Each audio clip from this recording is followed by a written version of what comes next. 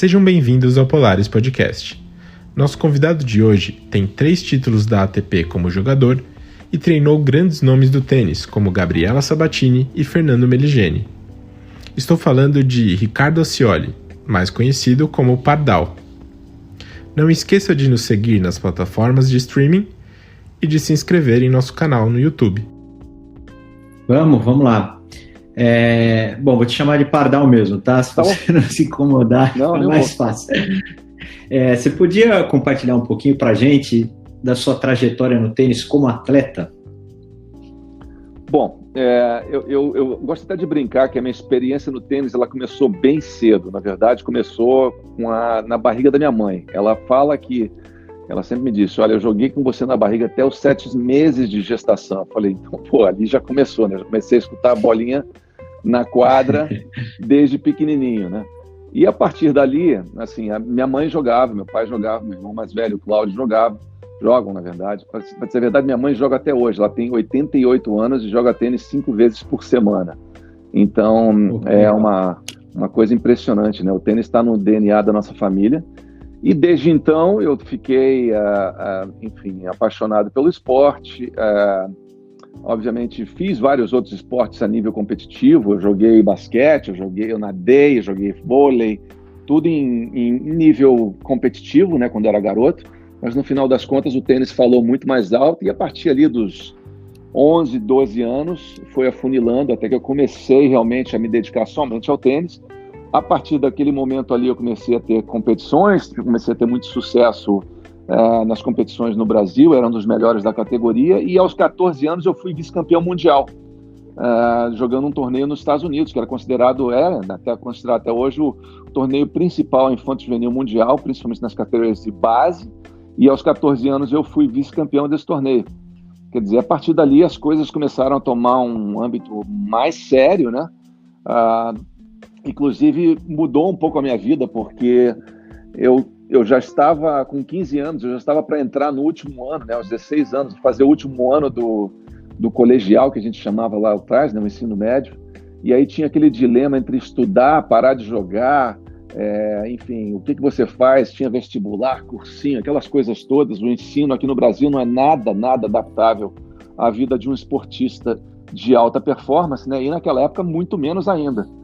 Como meu irmão mais velho já tinha vindo morar nos Estados Unidos, tinha tido uma experiência excelente de morar 1 ano, estudar, jogar, participar, aquilo abriu o caminho para eu fazer esse processo de transição. Então, aos 15 anos, eu vim morar nos Estados Unidos, fui fazer o high school, terminei o high school e ao terminar o high school com 16 anos, muito jovem, já entrei na faculdade. A partir dali foi uma vida de acadêmica, esportiva, muito bem casada uma com a outra, né? Pude seguir no meu sonho de jogar tênis e também no meu sonho de ter uma formação acadêmica diferenciada. Eu nunca pensei em parar de estudar, como alguns dos meus pares naquela época estavam fazendo, alguns outros meninos da mesma idade. Então, a partir dali, eu comecei a caminhar com são as duas coisas juntas. Eu fiz faculdade nos Estados Unidos, me formei, e após ali, eu fui jogar o circuito profissional. Já com uma outra formação, enfim, mas tem até alguns percalços aí dentro disso aí, lesões e tal, e mas a minha entrada no circuito foi muito interessante, porque foi rápida, em pouco tempo, em menos de 1 ano, eu já estava entre os 100 melhores do mundo em duplas, e aí aquela coisa foi abrindo portas. Eu já estava morando há 5, 6 anos nos Estados Unidos, regressei para o Brasil em razão de começar a jogar Copa Davis, em razão das oportunidades como tenista começarem a aparecer no Brasil, mas na verdade no mundo inteiro, né? Que você viaja bastante, você como um tenista profissional, você basicamente roda o mundo inteiro.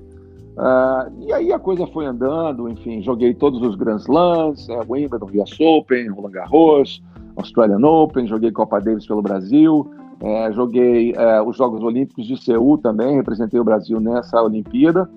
Enfim, foi uma carreira plena, uma carreira onde assim, eu poderia ter tido até mais resultados, eu digo até, mas enfim, foi o melhor que poderia ser sido feito, muito aprendizado, e isso ali me deu uma bagagem enorme para fazer várias coisas que eu depois segui fazendo na minha vida, dentro do tênis e fora do tênis também.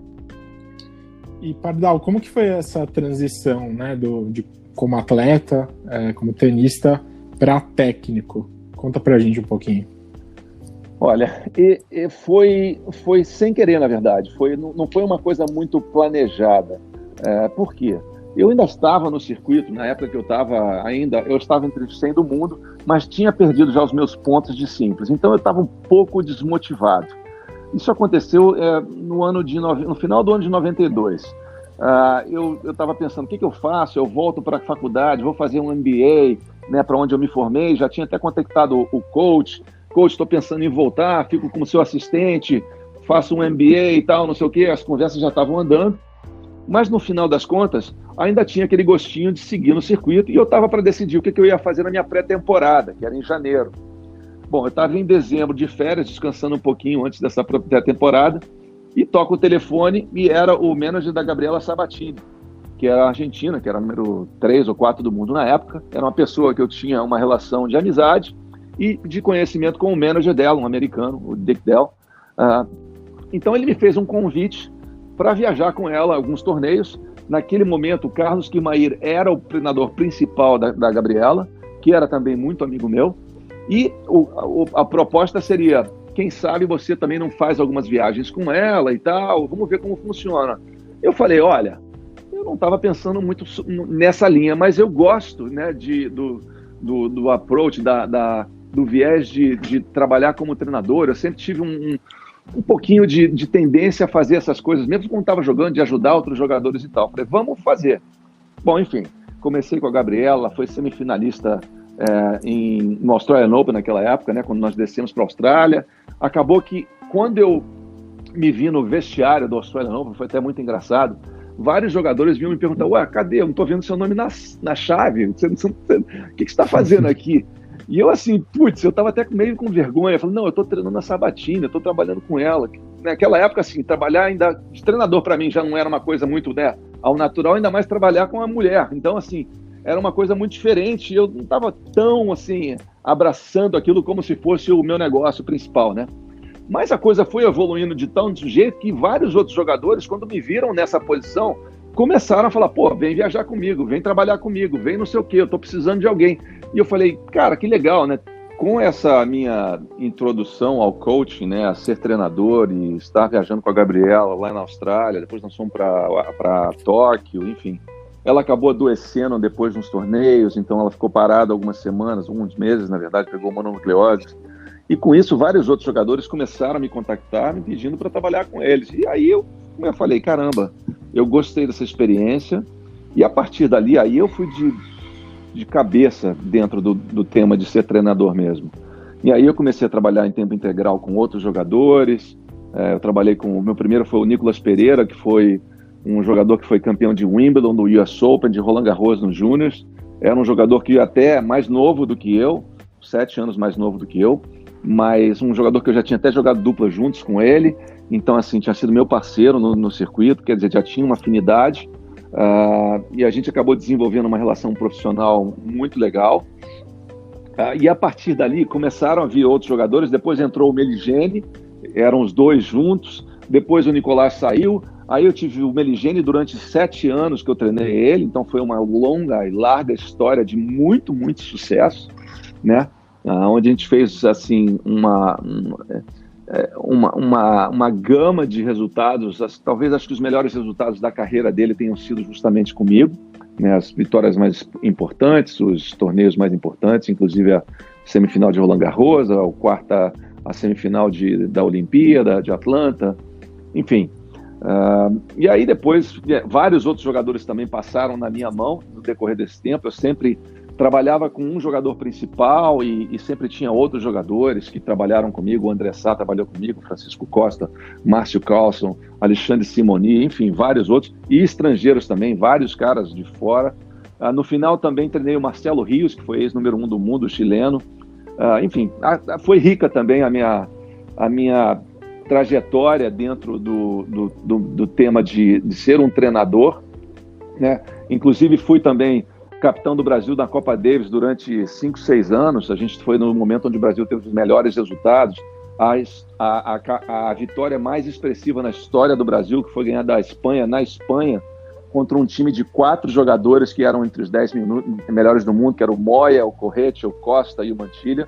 Nós ganhamos deles lá. A equipe tinha o Guga, né, como nosso carro-chefe número 1, o Fernando Meligeni, né, o Fino, que era meu pupilo também, como número 2, um excelente número 2, um guerreiro, Jaime Oncins como base na dupla, enfim, foram os momentos áureos do tênis brasileiro ali.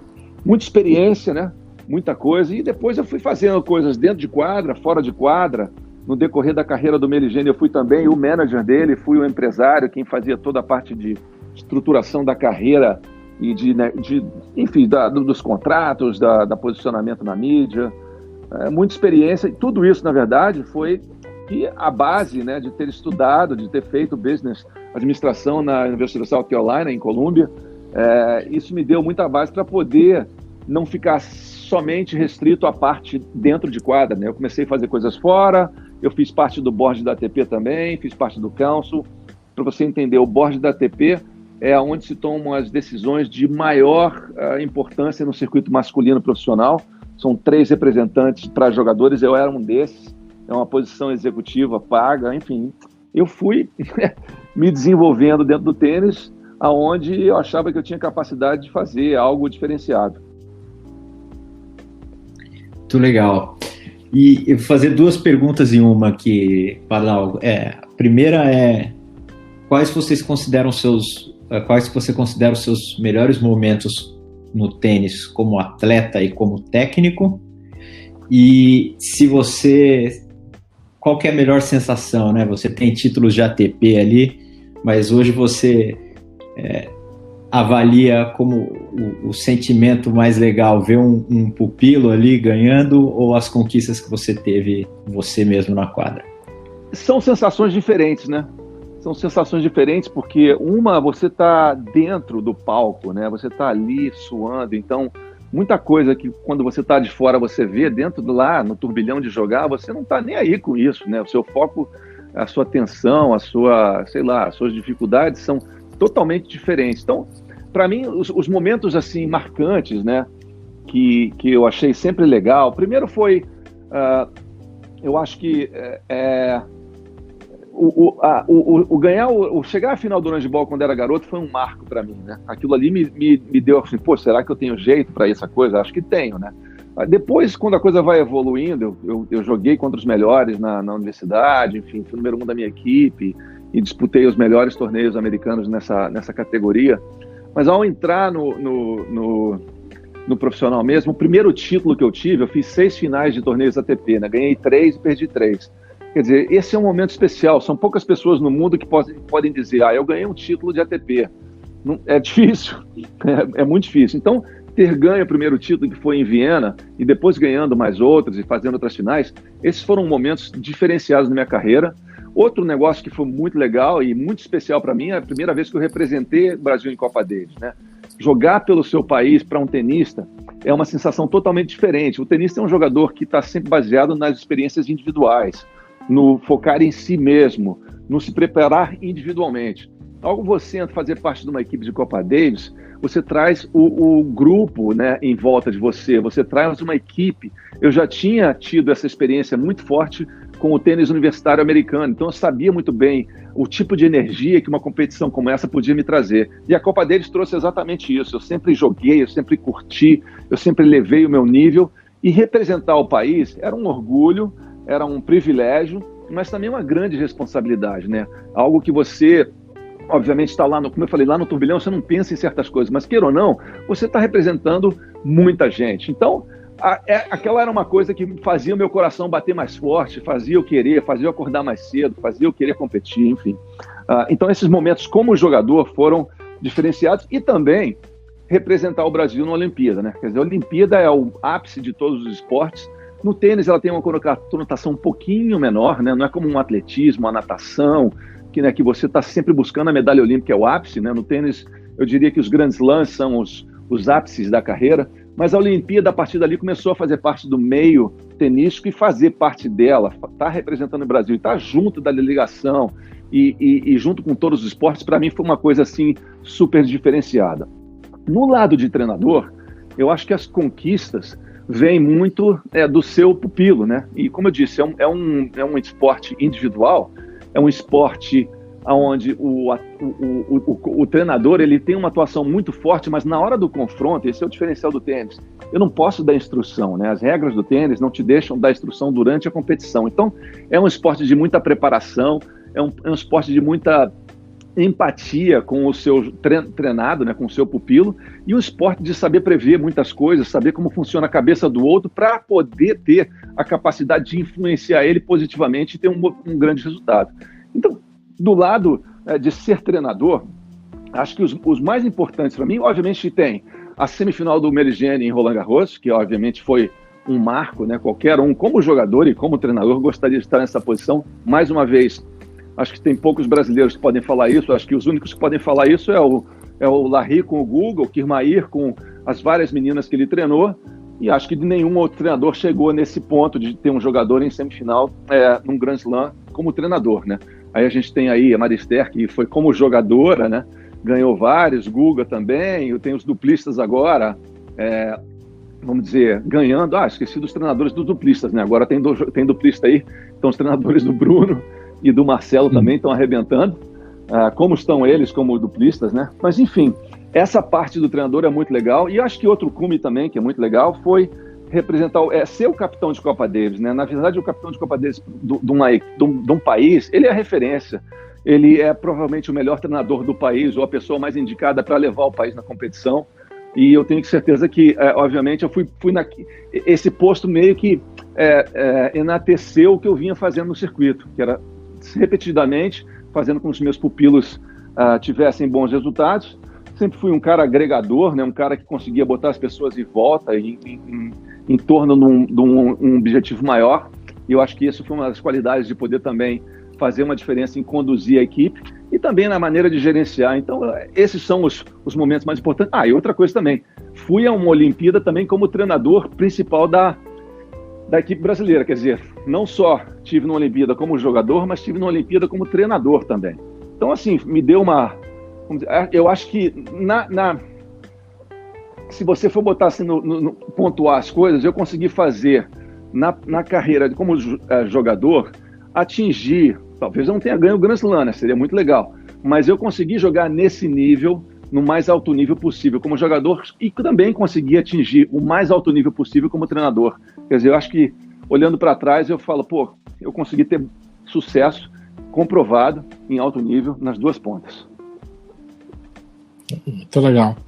Pardal, eu sou particularmente de uma geração que viu, né, Guga, Meligeni, e fiquei um pouco mal acostumado em relação a esses ícones do tênis, e que, enfim, hoje em dia a gente fica em dúvida. Bom, como que está nosso tênis hoje, né? Qual que é o cenário do esporte no Brasil?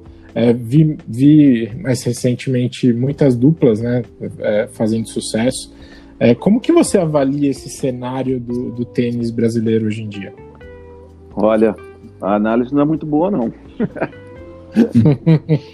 Ainda mais comparado com o que você acabou de falar, né? Que é talvez a melhor época do tênis brasileiro. Teve o número 1 do mundo, o Guga. Você teve um segundo jogador do Brasil que estava entre os 30, 40, 50 melhores do mundo. Né? Você teve o primeiro jogador que ganhava Grand Slam e terminou o número 1 do mundo o ano inteiro, que poucas pessoas no mundo fazem isso. Quer dizer, um cara totalmente fora da curva. Uma equipe de Copa Davis que faz semifinal. Quer dizer, tudo isso, né, fez com que... Eu gosto sempre de falar uma historinha que é muito legal. Uma vez, a gente voltou do US Open num ano e o Fernando perdeu na segunda rodada para um tcheco, né? Então, a gente voltou para o Brasil, estávamos em São Paulo e a gente já estava treinando para o próximo torneio. Então, era no meio, assim, no finalzinho do US Open, tá? Nos últimos dias.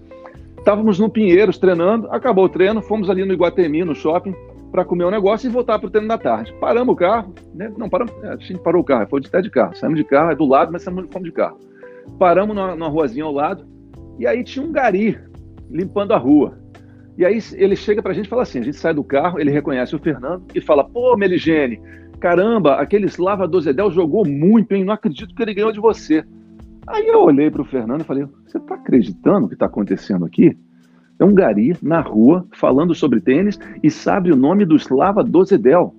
Quer dizer, Assim, era fora, assim, quem fosse pensar que uma pessoa, né, naquele âmbito, iria ter acesso ao tênis, ao ver o tênis? Isso tem muito a ver com o quê? Com o Guga, com o carisma dele, chegar a número 1, enfim, o tênis passou a ser uma coisa que os brasileiros tinham muita orgulho, né, e abrangiu muita gente. Por que eu falo sobre isso? Porque naquele momento, era um momento de crescimento, é um momento que o tênis estava no ápice em termos de audiência, em termos de interesse, em termos de pessoas começando a jogar. Só que a nossa estrutura para receber essas pessoas, mantê-las jogando, competindo, enfim, mantê-las dentro do esporte, ela era quase que nula. Ela, na verdade, ela não mudou muito. E com isso, todo o efeito Guga, né, todo o efeito daqueles bons resultados que aconteciam com todos os jogadores que estavam naquela época com a equipe de Copa Davis, eles basicamente foram perdidos, eles não foram aproveitados. Com isso, de pouco em pouco, a gente voltou para o patamar anterior. E aí, né, obviamente que a cobrança, né, não baixou durante um bom tempo, né? Então você está tendo aí, de pouco em pouco, né, o Guga parou de jogar, o Sareta parou de jogar, o André Sá parou de jogar, e assim por diante. O Belucci entrou, teve bons resultados, mas muito cobrado, e sempre com o parâmetro do Belucci era o quê? Era o Guga, não era mais, né, outros parâmetros, era sempre o número 1 do mundo. E foi muito difícil isso acontecer.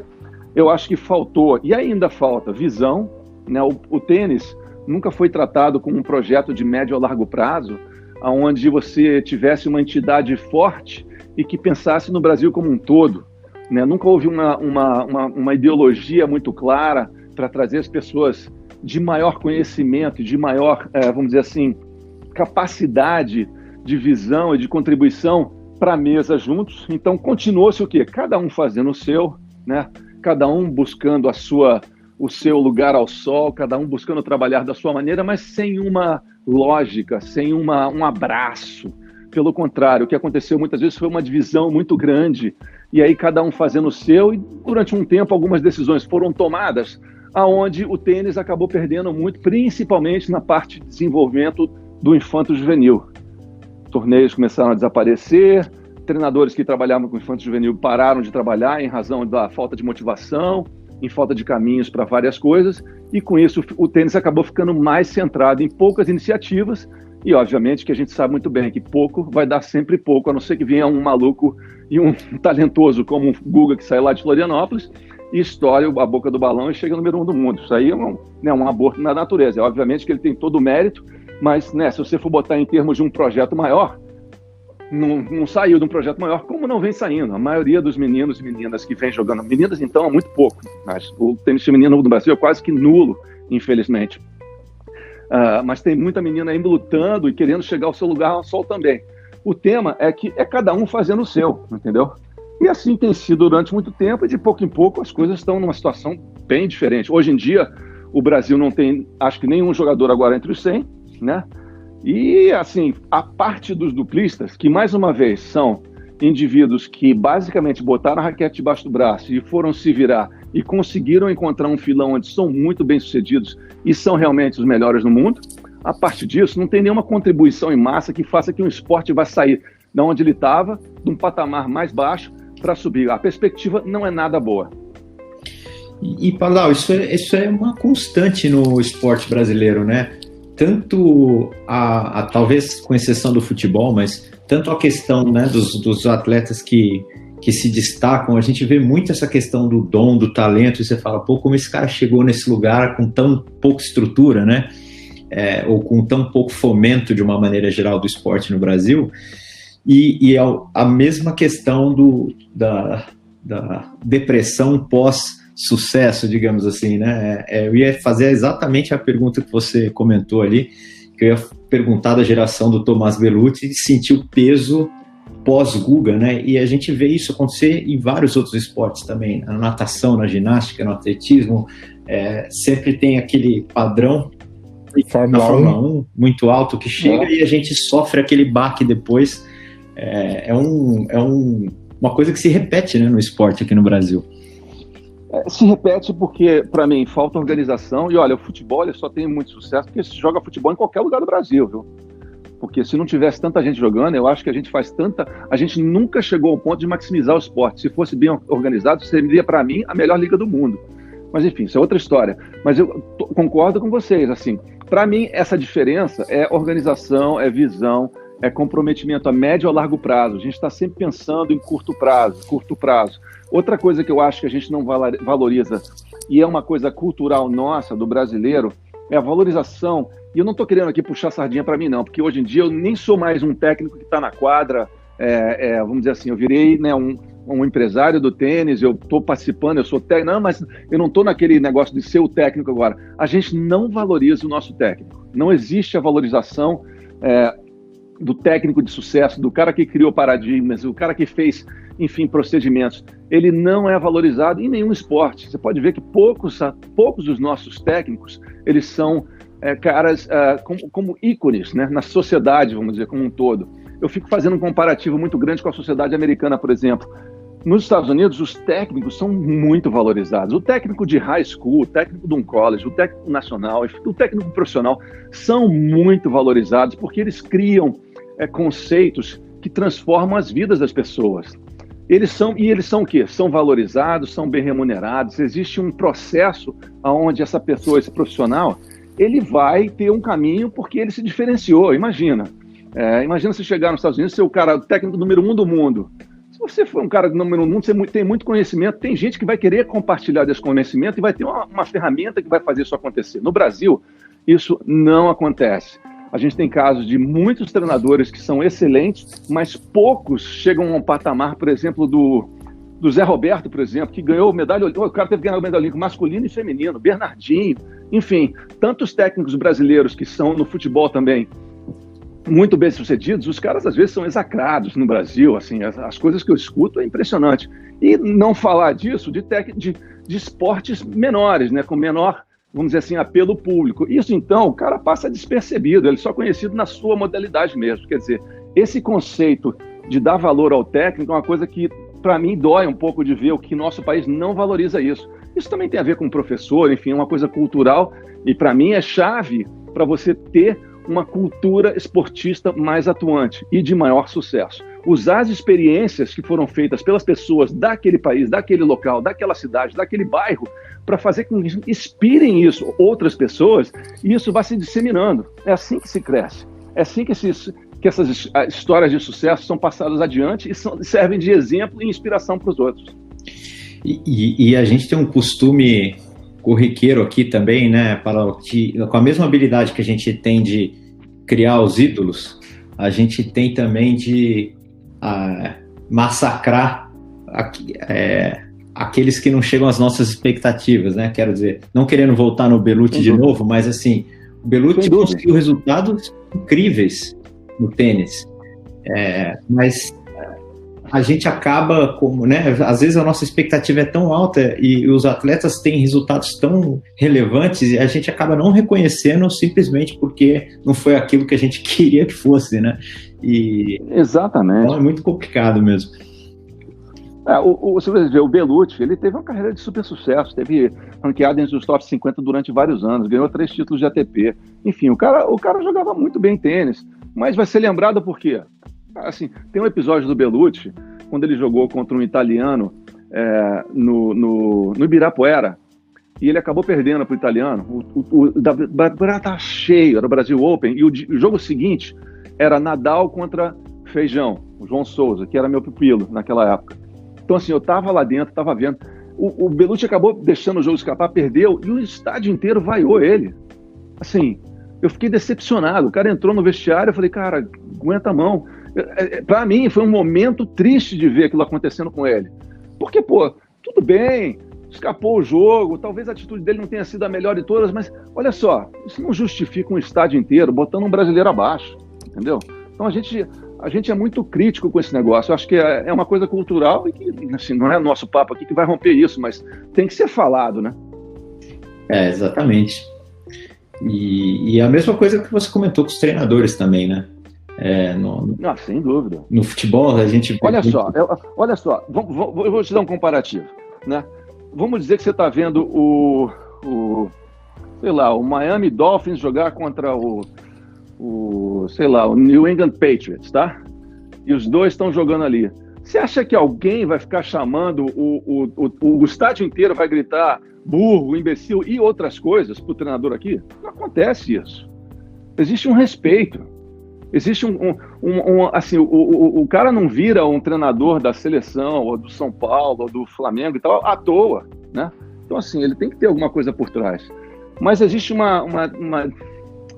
um desdenho tão grande com essa relação, com esse, né? Às vezes no futebol é uma paixão, então tudo bem. A gente até entende algumas coisas, mas tem algumas coisas que para mim não são negociáveis, né? E isso é uma dessas coisas que eu acho que, a gente deveria ter um pouquinho mais de vergonha na cara para não fazer mais. Acho que deveríamos, na verdade, valorizar mais esse profissional. Seja o cara que é o treinador da equipe de natação lá do menor clube da cidade no interior, ao cara que está no melhor centro, né, que a gente tenha, todo mundo tem que ter o seu valor. Sem dúvida. Pardal, você falou desse lado, né, de manager, você estudou administração, então essa parte empresarial é muito latente em você, mas tem um ponto no tênis, né, que a gente conversou bastante com o Meligeni, né, nessa oportunidade da entrevista, que é o fator psicológico.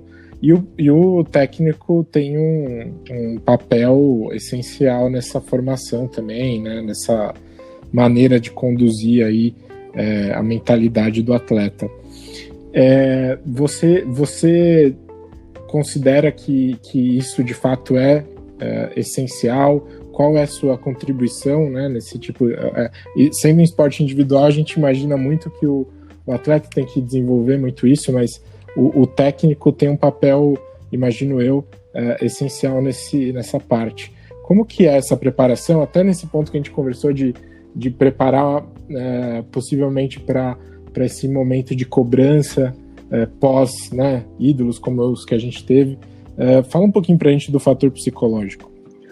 Olha, no alto nível, né, no alta performance, lá em cima, na ponta do iceberg, isso aí é o que faz a diferença, a cabeça é o que faz a diferença. Então, os jogadores que eles têm mais equilíbrio mental, que a gente chama de, né, equilíbrio emocional, para tomar boas decisões, para saber lidar com as pressões dentro e fora da quadra, porque o que está de fora também às vezes influi muito, são esses que saem na frente. Por isso que você, quando vê um Grand Slam, por que é difícil ganhar do Nadal, do Federer e do Djokovic nesses torneios? Porque é melhor de 5 sets. E é aquela coisa, para ganhar 2 sets do Nadal, acontece. Vai ganhar o terceiro. Ele não larga a mão do jogo de jeito nenhum. O Djokovic também não, o Federer também não. Então é por isso que esses caras, eles são muito fortes. Obviamente que já são muito fortes jogando e muito completos tecnicamente, taticamente, fisicamente, mas mentalmente são muito fortes também. E isso tem muito a ver com, obviamente, com experiência, mas também com muito direcionamento. Eu acho que o Nadal, por exemplo, assim, fica muito evidente e claro o papel do tio dele, né, na formação dele e durante os melhores anos da carreira dele, né? Uma pessoa com uma personalidade muito forte que ele enraizou dentro do Nadal um perfil de ganhador, um perfil de cara que era obstinado com aquilo, e o Nadal compareceu com essa, né, obviamente que o atleta tem que ir junto, né?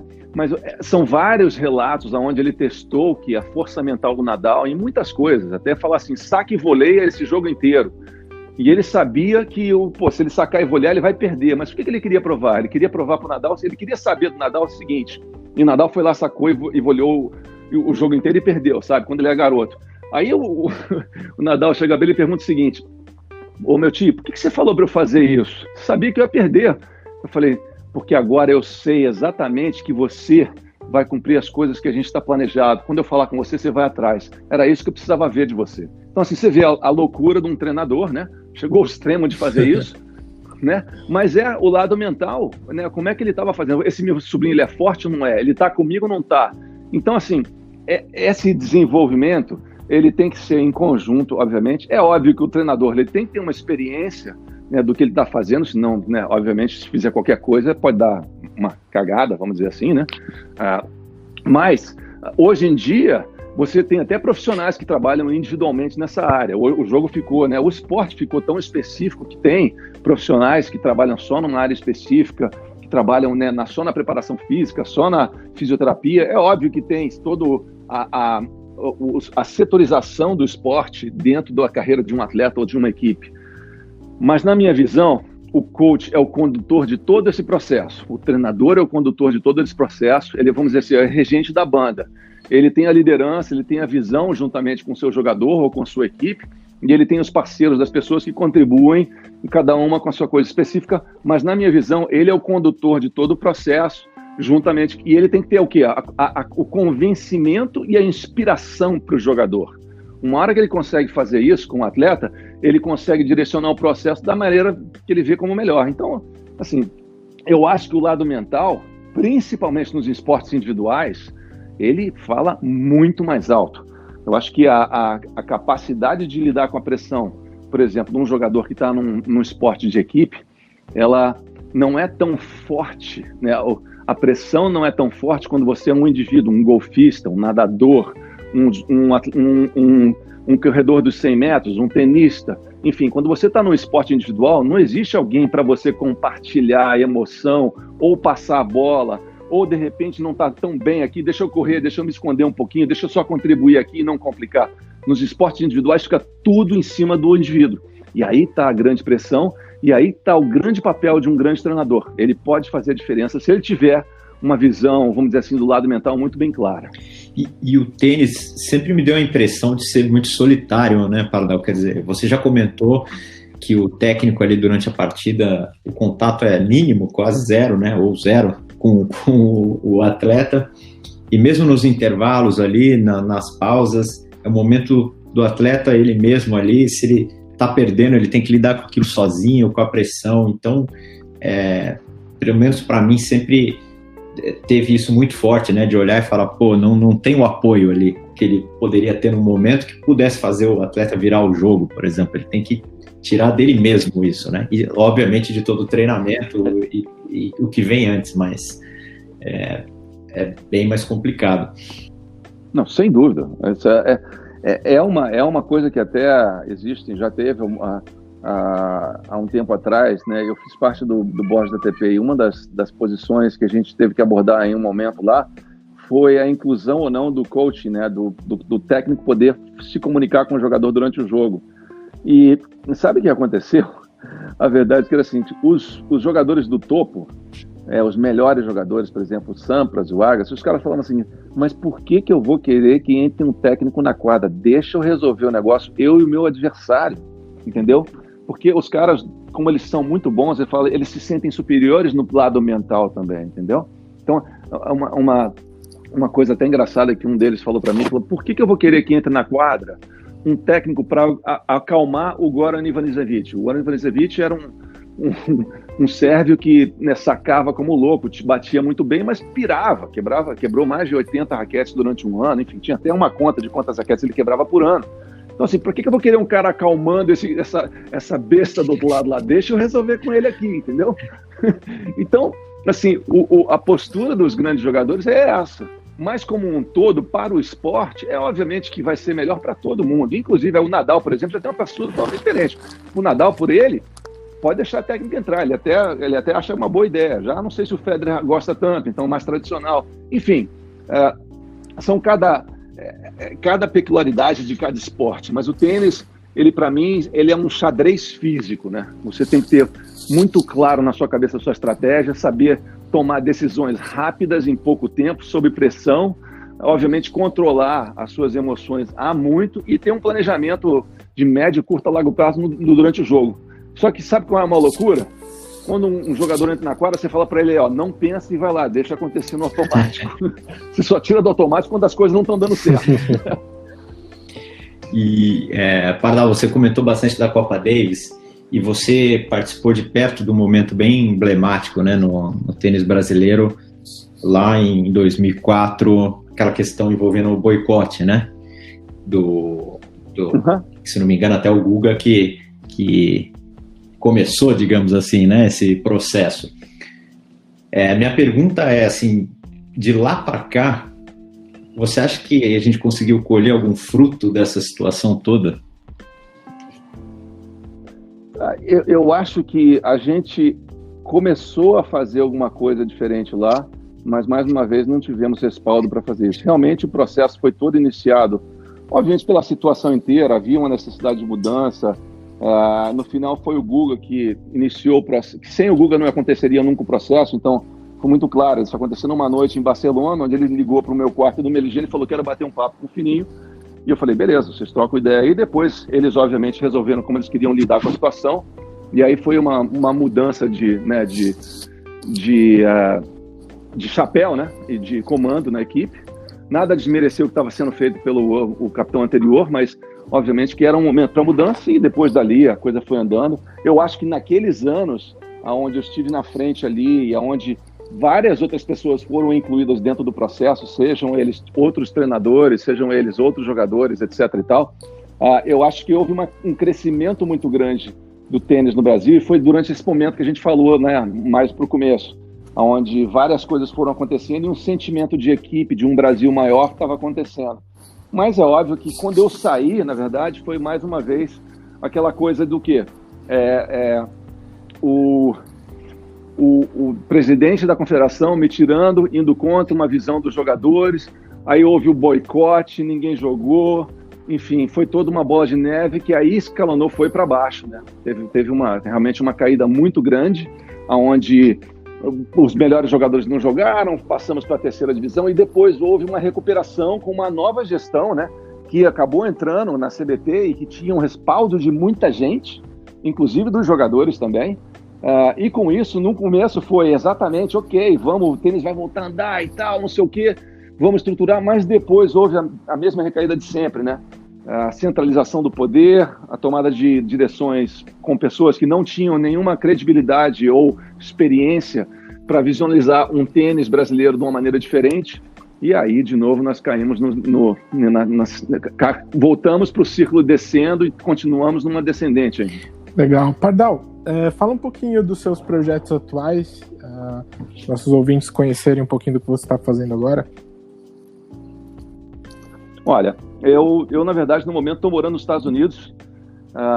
Por quê? Meus filhos, né?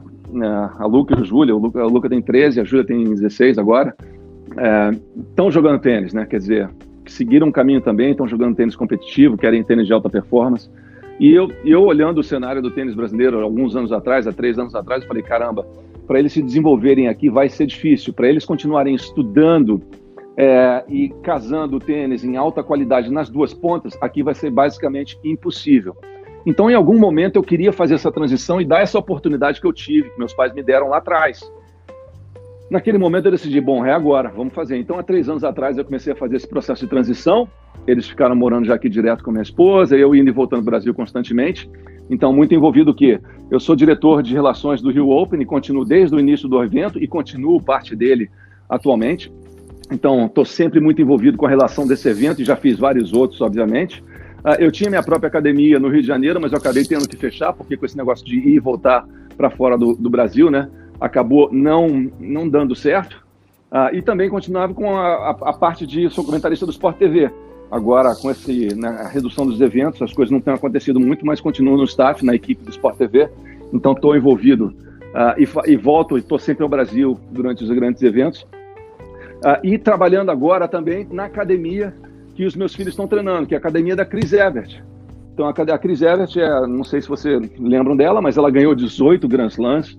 Ela tem, enfim, o melhor número de vitórias em carreira de qualquer tenista, masculino ou feminino. Então, assim, é uma excepcional jogadora, foi uma jogadora que marcou muito o tênis americano e que ela fez uma academia há 25 anos atrás, uma academia de muito sucesso, uma academia de alta performance, onde vários, ex-número 1, por exemplo, o Andy Roddick saiu daqui, treinou aqui quando era garoto, meninas também que estiveram entre as top 10, enfim, são vários exemplos. E as crianças vieram para cá treinar, até porque eu já tinha uma relação próxima com eles, em relação de mandar os meus atletas da minha academia treinarem aqui em certos momentos do ano. Então, com isso aconteceu, essa transição para eles treinarem aqui, e de pouco em pouco, a academia, o John e a Chris me chamaram para trabalhar na gestão da academia. Então, hoje em dia, eu estou na gestão da Everett Tennis Academy, aqui em Boca Raton, na Flórida, um lugar fantástico, um lugar onde os meus filhos treinam 5 horas por dia, vão à escola também, tudo com alta qualidade, não tiveram que abdicar de nenhuma coisa, né? Não tiveram que abdicar do tênis ou dos estudos para poder comprometer um ao outro, ao contrário, eles se unem e se complementam. Então, assim, eles estão num processo super bem desenhado para também irem buscar os seus sonhos, escrever a sua história com o tênis. E eu, obviamente, estou contribuindo com a academia, com a minha visão, com a minha parte de gestão, com, obviamente, meus contatos, enfim. Eu não estou dentro da quadra aqui, mas às vezes entro mais, às vezes tento até entrar com os meus filhos, é mais difícil, mas não é fácil. Mas estou muito na gestão, abrindo frentes com a academia em outros lugares, né? Antes da pandemia entrar, a gente tem coisas acontecendo em outros países já, e eu faço parte dessa iniciativa internacional da academia. E é uma safra boa essa que está vendo? Olha, tem muito tênis acontecendo por aqui, viu? Olha, em relação aos meus filhos, jogam legal, os dois jogam muito bem, eu gosto de não botar muita pressão, né? Eu gosto de dizer que eles jogam direitinho, entendeu? Então, direitinho tá legal. Tá bom. Vamos nesse... Não põe muita pressão neles, não tem muita expectativa. Como eu sempre digo que cada um tem que escrever o tênis da sua maneira, né? Eu fiz do meu jeito, eles têm que fazer do jeito deles. Os dois têm muito claro as suas capacidades, os seus sonhos e estão bem encaminhados. E o legal é que estão podendo fazer o que gostam, o que curtem. Eu acho que isso aí também é uma coisa diferenciada. Infelizmente, eu tive que estar fora do Brasil para isso acontecer, mas enfim, faz parte. Legal. E, Pardal, a gente tem uma brincadeira aqui no nosso podcast, que é um jogo de cartas, chama Icebreaker, que normalmente a gente embaralha aqui, sorteia uma carta, que pode vir uma pergunta qualquer para a gente fazer para o entrevistado. Topa fazer? Vamos lá. Bora! Cite uma pessoa que você realmente admira. Uau, caramba, eu admiro tanta gente. Ai. É que é uma pergunta, assim, é legal, uma pergunta que eu levo muito a sério, porque, né, quem eu admiro é quem eu uso como referência. E tem várias coisas. Eu admiro muito o meu pai, que já não está mais conosco. Não vou ficar só numa pessoa, senão valendo. Eu acho que não é. Meu pai, porque é uma pessoa que depois que eu cresci, depois que eu... É impressionante, a gente só vai dar valor para as coisas depois, mas depois que eu cresci, eu comecei a entender algumas coisas na vida, eu comecei a falar, caraca, meu pai tinha razão disso, daquilo, né? A gente fica sempre tentando encontrar o nosso caminho, às vezes é muito mais fácil já fazer o que alguém que é da sua confiança, que te quer tão bem, faz. E eu tô vendo tudo isso com meus filhos agora, né? Então, falo, admiração enorme para o que ele me propôs, o que ele deu para minha família, para minha mãe, para meu irmão, enfim. Admiração muito para o meu irmão mais velho, que também foi um condutor. Acho que talvez sem ele eu não teria saído do Brasil e ido na busca de um caminho maior no tênis. Foi ele que sempre incentivou, foi ele que sempre mediou minha relação com os meus pais. Ele é mais velho, então ele já tinha um pouquinho mais de visão nisso. E, obviamente, acho que todas as pessoas que eu treinei e que me deram apoio para chegar aqui nos meus sonhos são pessoas que eu admiro muito. Não dá para fazer um outro, mas essas duas eu tinha que falar porque é da família, é do coração, e é uma coisa que faz o meu coração bater um pouquinho mais forte. Justo. E, Pardal, para a gente encerrar, a gente também costuma pedir 2 recomendações, né, para o nosso entrevistado. Um livro e um filme que tenha te marcado, que você goste muito, não necessariamente que tenha relação com o tênis, mas fica à vontade para fazer suas recomendações. Deixa eu ver. Vou até um filme que eu achei legal, e assim, são muitos, mas talvez eu estive até falando sobre ele ultimamente, é o Moneyball, que eu não me lembro a tradução em português, mas é o filme da onde você tem o treinador de beisebol, que acaba, um ex-jogador que vira treinador de beisebol no Oakland A's, e ele transforma a sua equipe, que era, né, o Oakland A's, que era a equipe que não tinha o maior orçamento da liga, em quase ganhar a liga, né? E ele quebra paradigmas com o termo de recrutamento de jogadores, porque ele era um jogador que era para ser um dos melhores da liga, potencial enorme, e acabou não dando nisso. Então ele questionou esse formato que era feito por todos os times, inclusive todos os scouts, né? Os caras que ficavam olhando os jogadores para recrutar, e ele montou uma maneira diferente que mudou o beisebol há anos atrás. Então, Esse é um filme que também era um livro, que eu acho que é muito legal, ele faz você pensar fora da caixinha, para mim é um filme que fala assim, pô, algumas coisas têm que ser mudadas e o cara conseguiu encontrar uma maneira de fazer. Então, esse aí é filme e livro ao mesmo tempo. Então, já me livra de ter pensado muito mais. Excelente. Não, mas tem outros livros também legais. Eu gosto de livros de autoajuda também, eu já li um monte. Seria até, assim, nem conseguiria fazer um, mas esse aí é legal. Dá para ler e dá para ler. Muito bom. Pardal, obrigado pelo papo, foi excelente. Acho que para a gente conhecer mais sobre o esporte, né, sobre a função de treinador, para falar mais sobre isso, né, sobre dar essa importância devida ao coach, como você disse, foi muito bacana ter você aqui hoje. Bom, valeu, sempre bom poder contribuir, tomara que a galera goste e compartilhe os bons conhecimentos. Obrigado mesmo, Pardal, é uma honra falar com você, poder compartilhar o seu tempo. A gente, novamente, né, a gente se sente muito prestigiado, então muito obrigado mesmo. E o papo foi ótimo, dá pra gente ficar mais 2 horas aqui, mas vamos respeitar o tempo. Dá pra falar bastante, né? É isso. Obrigado. Aí. Valeu, pessoal. Uma boa noite. Tchau, tchau.